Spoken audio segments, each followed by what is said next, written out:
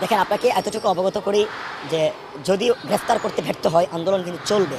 এমনও হতে পারে যে ভাই তো আমাদের তো রক্তক্ষরণ হচ্ছে, আমরা তো টাকার কাছে বিক্রি হব না, তো আমাদের বাধ্য হয়ে এটা কন্টিনিউ করতে হবে। এতে কি হবে, বিভিন্ন সময় দেখা যাবে যে অস্থিতিশীল পরিবেশ তৈরি হয়েছে, আওয়ামী লীগ কিন্তু সুযোগ নেওয়ার চেষ্টা করছে। সে জায়গা থেকে সরকার যদি ন্যূনতম বিবেক থাকে, ন্যূনতম বোধ থাকে, তাহলে তার উচিত হবে অতি দ্রুত সময়ের ভিতর সেই কার্যকরী পদক্ষেপ নেবে।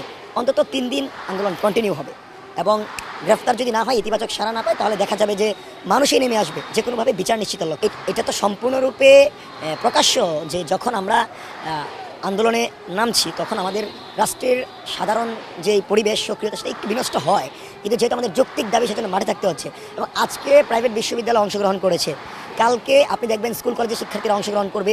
গ্রামের একদম প্রান্তিক মানুষগুলো যখন এখানে চলে আসবে তখন কিন্তু আমাদের নিয়ন্ত্রণের ভিতর থাকবে না।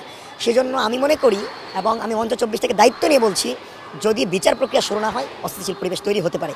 এবং আজকে গতকাল রাতে আপনি যেই লোকজনের সমাগম দেখেছিলেন, আজকে কিন্তু তার দ্বিগুণ।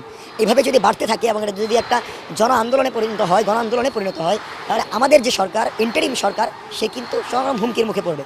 কারণ এই সুযোগে অপশক্তিরা সুযোগ নেবে। এবং ইনকিলাব মঞ্চ কিন্তু স্পষ্টতই ইনকিলাব মঞ্চ বলেছে যে প্রয়োজনে যমুনা ঘেরাওয়ে আমরা কিন্তু পিছপা হব না আমার ভাইয়ের বিচারের লক্ষ্যে। সেজন্য সরকারের পক্ষে সবচেয়ে ইতিবাচক ভূমিকা হবে অপরাধীকে গ্রেফতার করা এবং বিচার প্রক্রিয়া শুরু করা এবং ঘোষণা দেওয়া যে আমরা 30 কার্য দিবসের ভিতর বিচার নিশ্চিত করব। তাছাড়া পরিস্থিতি স্বাভাবিক হবে বলে আমি ফাহিম ফারুক মনে করছি। আমি যদি ম্যাডাম রিজওয়ানা সাহেবের কথা ধরে নিই, তাহলে উনি যতটুকু আমাদেরকে আশ্বস্ত করেছে যে ভারত ফেরত দেওয়ার কথা বলেছে, কিন্তু দিল্লির এই ধরনের ইতিবাচক ভূমিকা আমরা আগে কখনো দেখিনি। এখন যেহেতু সরকারের পক্ষ থেকে বলা হয়েছে, তাহলে যদি না দেয় সরকারের দায়িত্ব নিতে হবে, যদি না দেয় রিজওয়ানা আপাকে সেটা জবাবদিহিতা করতে হবে, যেহেতু তিনি জনসম্মুখে এবং আমাদেরকে বলেছেন যে ভারত ফেরত দেবে।